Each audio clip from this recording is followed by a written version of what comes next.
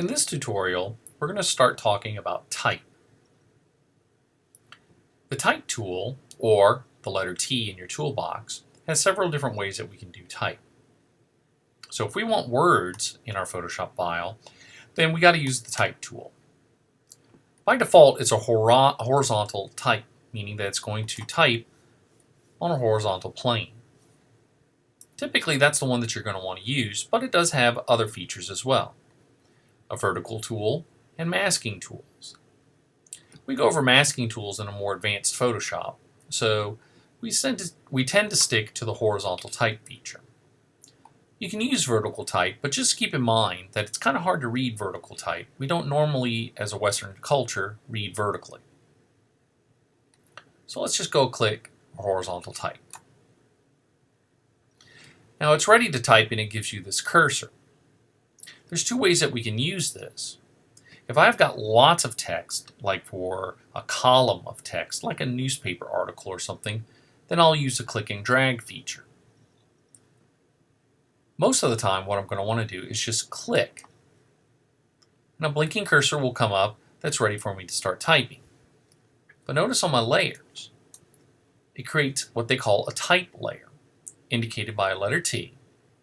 Whatever I type in, it'll change the name from layer 1 to whatever it says. We'll show that in a second. But what I want you then to do is to go up here to the top of your Photoshop, and you'll notice that right here in the far left, it says Myriad Pro Regular. But if I click on there, it's going to give me the option of selecting a variety of fonts that are active on my computer system.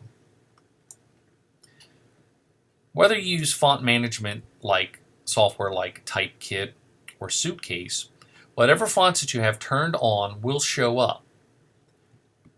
The more fonts that you have, the more access to a variety that you have, but the slower your software is going to run. So try to keep only the fonts open that you use regularly and turn them off if you don't need them. So it's starting off at Myriad Pro, but say I want to change it to Arial Black. I'll just select Arial Black. I can set the point size to it to either default setting,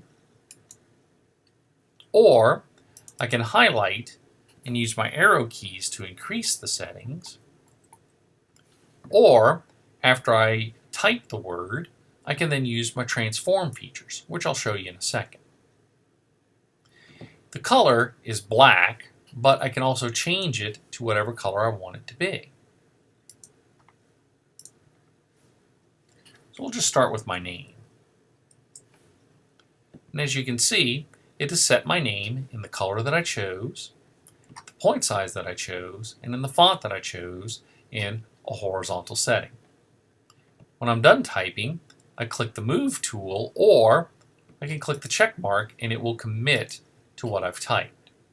And as you can see, the letter T indicates a type layer, and whatever I type is now the name of the layer. When I click my black arrow, my select tool, I can then move it to wherever I want. I can use my transform tools, but only limitedly. You'll see some of these are grayed out. I'll show you how you can use those in a second. So let's hit scale. And I can also change the size this way.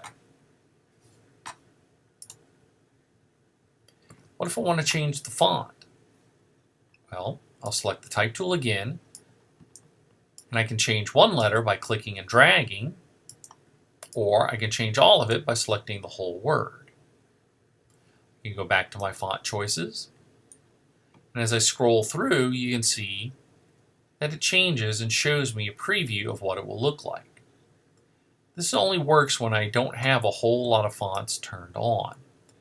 Again, the more fonts that you have turned on, the more memory it takes for this to be shown.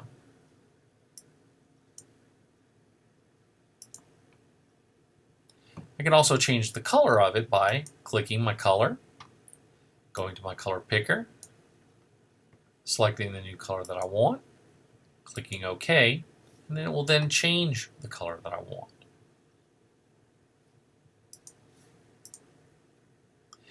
And this is the basics of how we use the Type tool in Photoshop.